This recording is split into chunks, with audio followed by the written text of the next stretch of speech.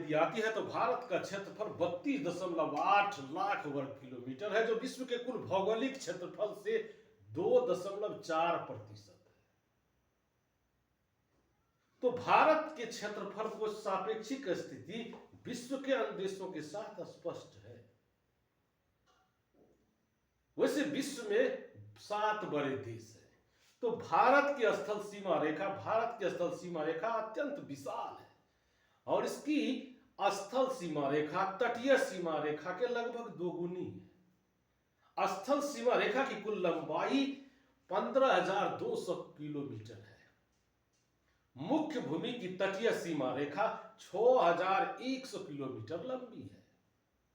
तो भारतीय द्वीपों की तटीय सीमा रेखा सम्मिलित करने पर इसकी कुल लंबाई 7,516.6 किलोमीटर हो जाती है।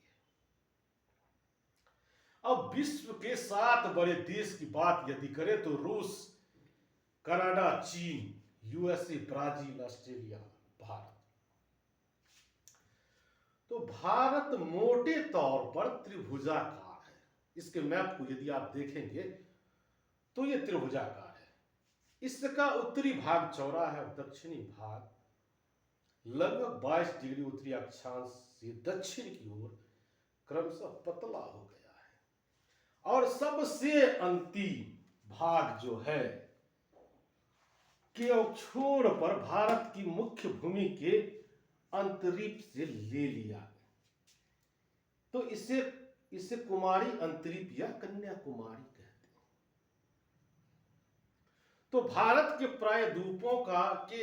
प्रायद्वीप आकार के कारण क्या सब है, इसको आप जानिए विस्तार से। तो पहला, पूरब में बंगाल की खाड़ी और पश्चिम में अरब सागर और दक्षिण में हिंद महासागर, ये तीनों ओर समुद्र से घिरे हैं।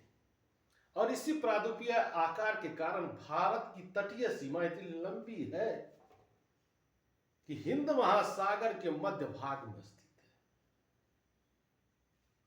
तो भारत के उत्तर पश्चिम और उत्तर तथा उत्तर पूर्वी सीमा पर नवीन मोरदार पर्वत स्थित है।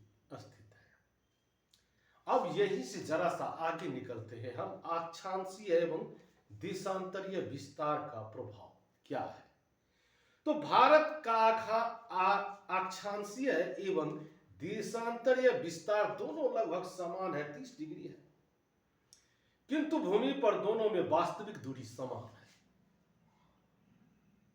तो पृथ्वी पर अंतर अक्षांशीय दूरी समान रहती है, किंतु अंतर देशीय दूरी जैसे जैसे ध्रुव की ओर जाती है तो कम हो जाती है।